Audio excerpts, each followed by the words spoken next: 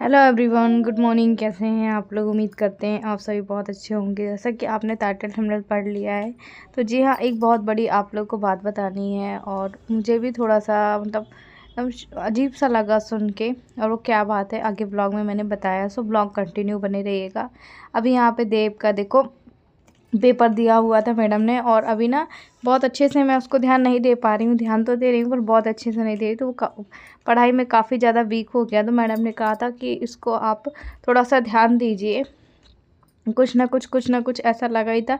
वरना मैं इसको प्रॉपर 1-1.5 घंटे 2 घंटे टाइम देती थी। और मैं यही बता रही थी कि स्कूल से ही पेपर मिला था, तो ये पेपर भरना था। मेरे हस्बैंड बोल रहे थे कि पढ़ाई में ध्यान नहीं देती हो ना, इसलिए मैडम ऐसा बोल रही थी। मैंने कहा देती तो हूँ, और कितना ज़्यादा अच्छे से दूँ।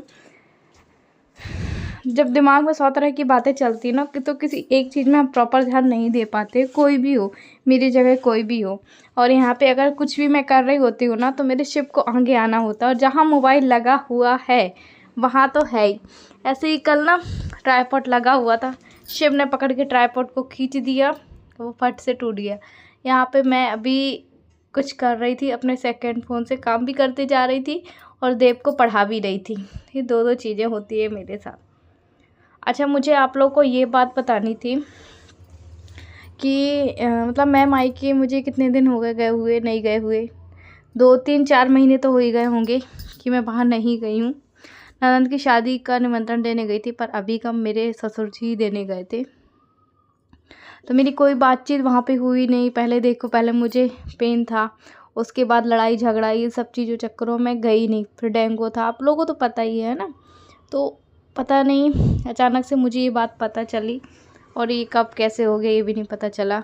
वो लोग ना घर खाली करके कहीं जा रहे हैं, और मुझे भी ना अभी कल ही पता चला है।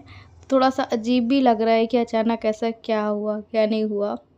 हालांकि क्योंकि छोटी मोटी बात नहीं यार, हमने उस घर में मुश्किल से करीब 20 साल गुजारे हैं। सही बताऊँ तो मैं 20 साल उस घर में गुजारे हैं।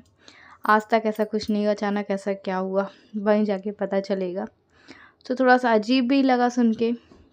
और यहाँ पे मैं अपनी देखो लाल भाजी पत्ती कट कर रही हूँ। बहुत सारी भाजियाँ हैं जो डॉक्टर ने मना की है, बहुत सारी जो है वो हम खा सकते हैं। सुबह सुबह का ही टाइम था, तो यहाँ पे आज ना मेरी मौसी सास भी मेरे यहाँ आए हुए थे। हाँ, मतलब कि मौसी सास। हाँ, मैं आप लोग को बता दूँ कि जैसे आप लोग बोलते हैं ना, आरती आपकी परिवार, आपके रिश्तेदार आपके दुख के टाइम में नहीं आते।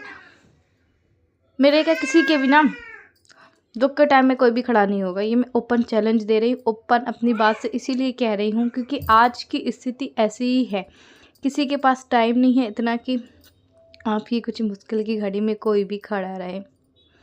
बट ठीक है, जो है जैसा है। मैं तो यही कहूँगी कि जो जैसे कहते हैं ना, इज्जत दोगे तो इज्जत मिलेगी, ऐसा ही रूल है। मेरे से कोई अच्छे से बात करता है तो मैं भी अच्छे से बात करती हूँ। फिर पुरानी चीज़ों को मैं नहीं लेके आती हूँ कि अरे इन्होंने ऐसा किया था, ये मेरे साथ ऐसा हुआ था, वैसा हुआ था। ये चीज़ें मैं नहीं करती हूँ, पर व्लॉग में मैं क्लियर ही कर देती हूँ। और आपने शादी में भी देखा होगा, मैंने बहुत कम लोगों को ही दिखाया है अपने व्लॉग में, बहुत कम लोगों को ही दिखाया, बहुत रेयर ही व्लॉग बनाया है मैंने। जहाँ मुझे समझ में आया तो ही बनाया है, क्योंकि जब हमारे यहाँ दुल्हन की मुँह दिखाई रस्म थी, वो कहते हैं ना मुँह चाहना रस्म थी, मंदिर ले गए थे, ये समय मैं घर आ गई थी, ऑलरेडी थक भी गई थी और फिर मैं घर भी आ गई थी। ये देखो मौसी साहब तो वही मुझे वो जा रहे होंगे, शादी वाले घर से वो जा रहे होंगे, तो मेरे यहाँ भी आए हुए थे। वो देखो पता चल जाता है ना कि ब्लॉग बन रहा है, क्योंकि देखिए बहुत कम लोगों को मैंने दिखाया हुआ है ना। हाँ, वही चीज़ चाय लेने में गई थी, वही चीज़ मैं आप लोग को बता रही थी कि मैंने दिखाया, ज़्यादा वीडियो ही नहीं बनाया है। और जब ये फंक्शन हो रहा था मुँह दिखाई की रस्म में, हाँ मुझे किसी ने कमेंट किया था आरती आपने मुँह दिखाई की रस्म में क्या दिया क्या नहीं दिया, तो वहाँ पे खिचड़ी का नेंग हुआ था, उसमें मैंने मात्र 200 रुपये दिए, इसके अलावा मैंने कुछ नहीं दिया, क्योंकि मेरे पास है ही नहीं, तो मैं ऑलरेडी क्या दूँ। और चाय मौसी जी बोल रही थी थोड़ी सी चाय दो हमें, ज़्यादा नहीं दो। तो यही चीज़ है। और मैं कोई भी ज़्यादा फंक्शन में नहीं थी, सिर्फ शादी में थी, जो खास फंक्शन थे, जैसे लगन थे, हल्दी थी, बारात थी, बस। इसके अलावा मैं थी ही नहीं। मैं स्वयं भी थक गई थी यार, मैंने आपको बताया था, पैर ही नहीं उठ रहे थे मेरे, ना हाथ उठ रहे थे।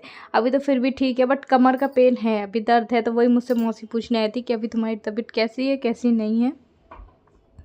और रही बात, मैं आप लोगों को बता दूं कि देखिए कुछ मैं अपने घर की बात आ गई बीच में, कुछ यहाँ की बात आ गई। एक्चुअली बस आप लोगों के कमेंट्स पढ़ रहा था और उसी बीच में ये सारी बातें आ गई कि आरती अपने अपनी देवरानी को अलग से नहीं दिखाया। तो मैंने ज़िंदगी मिली दोबारा, मैं ऑलरेडी सब कुछ दिखाई दिया है। तो बस हस्बैंड गए थे तो देव को भी लेकर आ गए थे और वो अपना ऑटो धुल रहे थे, यही देव बता रहा था मुझसे। और उसको निशान बन गए थे, वही बोल रहा था मम्मी मुझे निशान बन गए। वो स्कूल की हर छोटी बात मुझसे ऐसे बताएगा ना, क्या बताऊँ, बहुत उस तरीके से बताता हूँ। मैं बोल रही थी चलो देव फिर नानी घर खाली करके जा रही हैं, तो बोलता मम्मी कहाँ जा रही हैं, मुझे तो वहीं अच्छा लगता था। भले वो अंदर नहीं जाता था पर कहता था वहीं अच्छा लगता था। तो फिर बस मैं इसको रेडी करके जाऊंगी, देखूंगी क्या हुआ क्या नहीं हुआ। और प्लीज़ आप इस व्लॉग को बहुत सारा प्यार दीजिएगा, बहुत बहुत प्यार दीजिएगा। आप लोग बोल रहे थे आरती आप अपने हस्बैंड से बोलो ऑटो ले लें किस्तों से।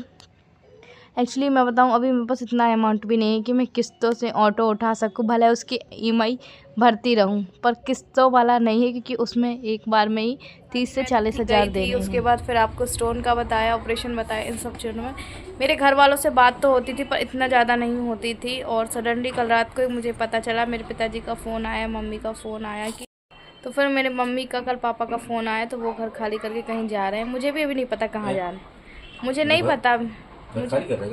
हाँ मुझे नहीं पता अभी कहाँ जा रहे हैं। आप लोग भी बोल रहे थे आपकी भाभी का वीडियो नहीं आ रहा, तो एक्चुअली उन्होंने पहले ही शायद अपने ब्लॉग में बताया था कि ये बोल गया 2 मिनट।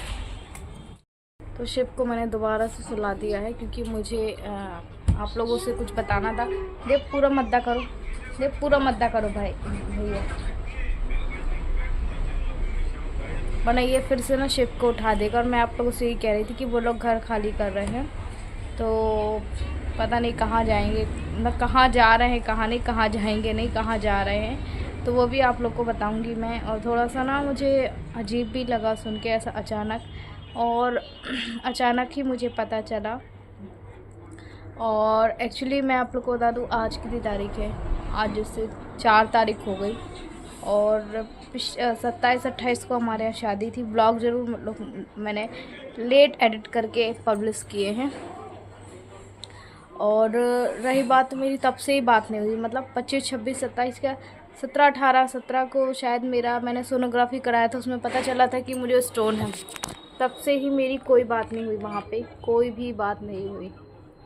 और फिर अभी कल सडनली मुझे पता चला। पहले था कि वाले घर खाली करना है क्योंकि वो जो छज्जा है ना। कहाँ खाली करके जा रही हो? हाँ मैं जा रही हूँ।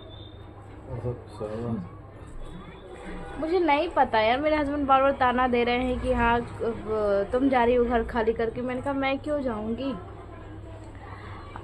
मेरे घर वाले जा रहे हैं खाली करके और वो लोग जा रहे हैं खाली करके। तो पापा ने बोला कि बेटा आप थोड़ा आ जाओ करके। तो मैं अपने हस्बैंड से बोल रही हूँ कि मुझे छोड़ देना वहाँ तक, तो वो मना कर रहा है। मैंने कहा आखिर ऑटो तो तुम चलाई, तो बोले मेरा नुकसान हो जाएगा, मैं कोई और सवारी लेके जाऊँगा, तुमको वहाँ उल्टा लेके जाऊँगा। तो वो नहीं मान रहे हैं। अब मैं जाऊँगी, अकेले जाऊँगी, देव को लेके नहीं जाऊँगी, शिव को लेके जाऊँगी, थोड़ी देर में ही वापस आ जाऊँगी। चल रहा है मुझे छोड़ दोगे? हाँ पापा तो आधी रास्ता छोड़ दे, आधी रास्ते और तुम दूसरा ऑटो कर लेना। देखो ये बात बोल रहे हैं, तो देखती हूँ ब्लॉग बना पाई तो ठीक है, नहीं बना पाई तो भी ठीक है, वरना वहाँ जाके तो आप लोग को ब्लॉग मिल ही जाएगा। फिर उठ गया, अब नहीं सोएगा वो, अब नहीं सोएगा, मेरे सोने की बारी आई तो वो उठ गया। तो चलिए जैसा भी होता है रेडी हो जाए, उसके बाद फिर आप लोगों से मिलते हैं।